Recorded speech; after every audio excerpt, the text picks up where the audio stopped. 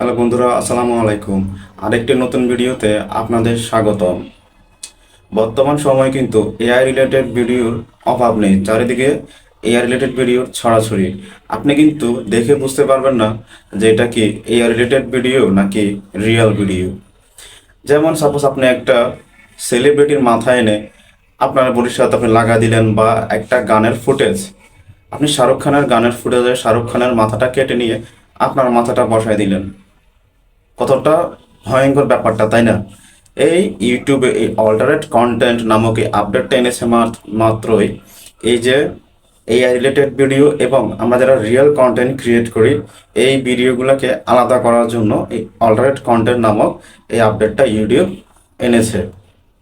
কারণ আপনারা স্ক্রিনে দেখতেই পাচ্ছেন, আমি দিয়ে দিয়েছি। ইউটিউব আমাদের তিনটা শর্ত দিয়েছে। এই তিনটা শর্তের মধ্যে যদি আমাদের ভিডিওগুলো পড়ে তাহলে আমাদের ইয়েস সিলেক্ট করতে হবে, আর যদি না পড়ে তাহলে আমাদের নো সিলেক্ট করতে হবে। সো আমি আজকে আপনাদের এই অল্টারনেট কন্টেন্ট সম্পর্কিত পুরো তথ্যটা আমি বাংলায় এক্সপ্লেন করব আপনাদের সামনে। এবং আমার এই চ্যানেলে প্রতিনিয়ত ইউটিউব টিপস অ্যান্ড ট্রিক্স এবং ইউটিউব আপডেট, ফেসবুক সম্পর্কিত নানা টিউটোরিয়াল ভিডিও কিন্তু প্রতিনিয়তই আপলোড করা হয়।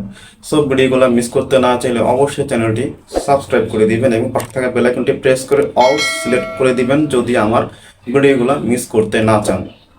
সো ফ্রেন্ডস, কথা না বাড়িয়ে চলুন ভিডিও শুরু করা যাক। সো ফ্রেন্ডস, আপনারা স্ক্রিনে লক্ষ্য করুন, দেখুন প্রথমে লেখা আছে কি, do any of the following, describe your content. মানে হচ্ছে নিচের কোনোটি কি আপনার বিষয়বস্তু বর্ণনা করে। মানে নিচে আমাদের ইউটিউব যে তিনটা শর্ত দিয়েছে, এই তিনটা শর্তের মধ্যে আমাদের ভিডিওগুলো পড়ে কিনা এইটা দেখতে বলেছে আমাদেরকে। সো এখন প্রথম কন্ডিশনটা হচ্ছে, makes a real person apart to say or do something did not say or do. এর বাংলা হচ্ছে, একজন প্রকৃত পার্সন অথবা ব্যক্তিকে এমন কিছু বলতে বা করতে দেখায় যা তারা বলেননি বা করেননি। আমি একটু গুছিয়ে বলি।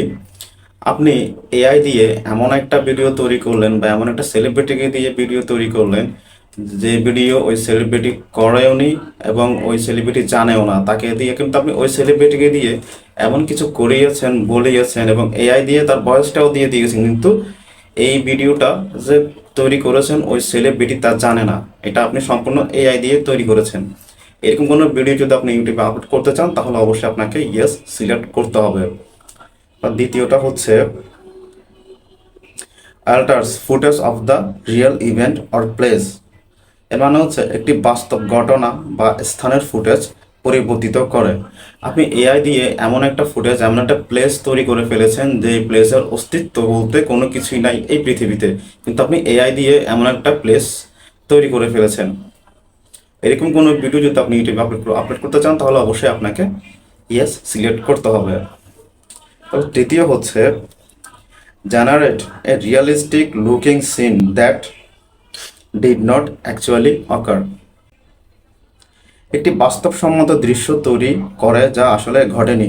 আপনি এআই দিয়ে এমন একটি বাস্তবসম্মত দৃশ্য তৈরি করেছেন কোনো সেলিব্রিটিকে দিয়ে বা আপনি নিজেকে দিয়ে বা কোনো ব্যক্তিকে দিয়ে, যা আসলে বাস্তবে তার কোনো স্মৃতিচিহ্নই নাই। এআই দিয়ে আপনি এরকম একটা ভিডিও তৈরি করেছেন, ভয়েস দিয়েছেন, সব কিছুই এআই দিয়ে করেছেন। তাহলে এরকম যদি কোনো ভিডিও আপনি ইউটিউবে আপলোড করতে চান তাহলে অবশ্যই আপনাকে ইয়েস সিলেক্ট করতে হবে। এখন আমরা নো সিলেক্ট করব কারা? যেমন আমরা যারা রিয়েল কন্টেন্ট ক্রিয়েট করি, যেমন আমি এখানে আমার নিজের ফেস, নিজের ভয়েস, সব কিছুই নিজের। এখানে আমি এআই দিয়ে কোনো কিছুই এডিট করিনি। আমি অবশ্যই নো সিলেক্ট করবো, কেননা আমার ভিডিওটা রিয়েল, আমার প্লেসটা রিয়েল, আমার ভয়েসটাও রিয়েল, আমাদের ফেসটা আছে, ফেসটাও আমি রিয়েল। সো আমি অবশ্যই নো সিলেক্ট করব, কারণ আমার ভিডিওটা ওই তিনটা শর্তের মধ্যে পড়ে না। আশা করি আপনারা ব্যাপারটি বুঝতে পারছেন, এবং যদি কেউ বুঝতে না পারেন তাহলে অবশ্যই কমেন্ট করে জানাবেন এবং আমি আরও সুন্দর করে বুঝিয়ে দেওয়ার চেষ্টা করব। আর যদি ফ্রেন্ডস আমার এই ভিডিও থেকে আপনি যদি সামান্য কিছু জানতে পারেন, কিছু উপকৃত হয়ে থাকেন, তাহলে অবশ্যই একটা লাইক করে যাবেন, কারণ লাইক করলে ভিডিও বানাতে মোটিভেট হই।